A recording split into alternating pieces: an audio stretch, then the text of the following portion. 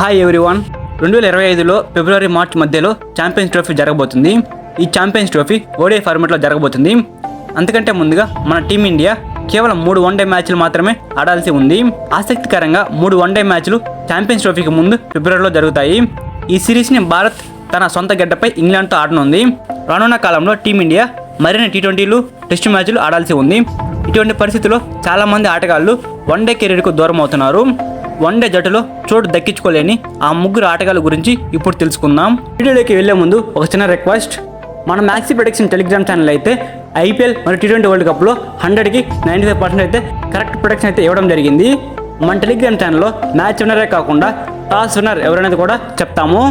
And అలానే ఎప్పుడు entry తీసుకోవాలి, ఎప్పుడు బుక్ సెట్ చేయాలి, ఎప్పుడు లాస్ కట్ చేయాలి అనేది పూర్తిగా ఎక్స్ప్లెయిన్ చేయడం జరుగుతుంది. టాప్ 10లో ఉన్నటువంటి టెలిగ్రామ్ ఛానల్స్లో మన మ్యాక్సీ ప్రొడక్షన్ టెలిగ్రామ్ ఛానల్ కూడా ఒకటనమాట. మీరు కనుక మన మ్యాక్సీ ప్రొడక్షన్ టెలిగ్రామ్ ఛానల్ కనుక ఫాలో అయితే ప్రతి మ్యాచ్లో డబ్బులు సంపాదించుకోవచ్చు. మన టెలిగ్రామ్ ఛానల్ లింక్ అయితే కింద డిస్క్రిప్షన్లోను అండ్ ఛానల్ బయోలోనూ ఉంది. వెళ్ళి వెంటనే క్లిక్ చేసి మన టెలిగ్రామ్ ఛానల్ జాయిన్ అవ్వండి. ఇక మనం మెయిన్ టాపిక్లో కనుక వెళ్ళినట్లయితే నెంబర్ 1 శివం దూబే. ఐపీఎల్లో భారీ సిక్సర్లతో ఫేమస్ అయిన శివం దూబే చాలా కాలం తర్వాత వన్డే జట్టులో అవకాశం దక్కించుకున్నాడు.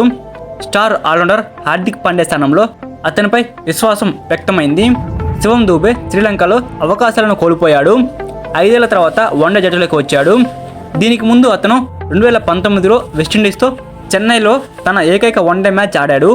అందులో 9 పరుగులు మాత్రమే చేసి అవుట్ అయ్యాడు.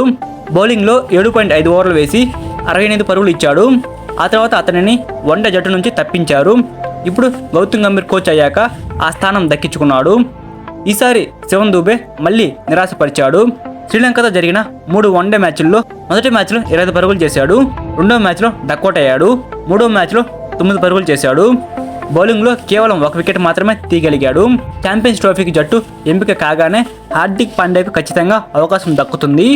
అతను ఫిట్గా ఉంటే అతని స్థానాన్ని ఎవరూ తీసుకోలేరు.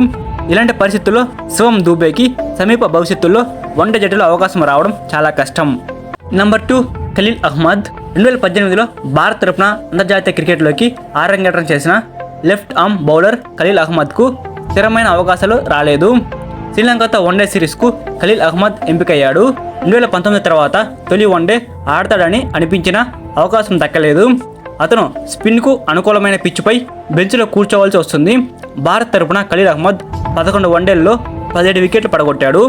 అతను 5 సంవత్సరాలుగా ప్లేయింగ్ 11కి తిరిగి రావాలని ఎదురు చూస్తున్నాడు.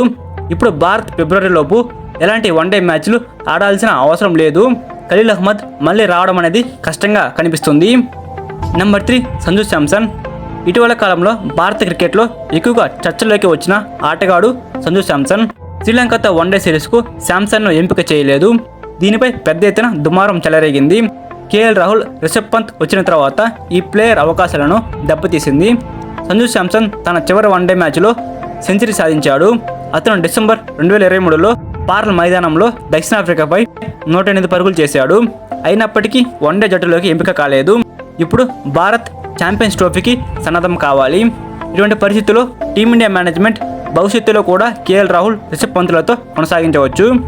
అయితే వారిలో ఎవరికి గాయాలు కాకుండా ఉంటే సంజు శాంసన్ ఆశలు వదులుకోవాల్సిందే. సో ఈ ముగ్గురికి అయితే రాబోయే ఛాంపియన్స్ ట్రోఫీలోకి అవకాశం దక్కేలాగైతే కనిపించడం లేదు. So that's all today video. మీకు ఎప్పటికప్పుడు క్రికెట్ అప్డేట్స్ తెలుసుకోవాలంటే మన టెలిగ్రామ్ ఛానల్ అయితే పోస్ట్ చేస్తూ ఉంటాము. మన టెలిగ్రామ్ ఛానల్ కనుక మీరు ఇంకా ఫాలో అవ్వకపోయింటే టెలిగ్రామ్ ఛానల్ లింక్ అయితే కింద వీడియో డిస్క్రిప్షన్లోను అండ్ మన ఛానల్ బయోలోనూ ఉంది. వెళ్ళి క్లిక్ చేసి మన టెలిగ్రామ్ ఛానల్ జాయిన్ అవ్వండి. Thank you for watching my video. Have a nice day guys.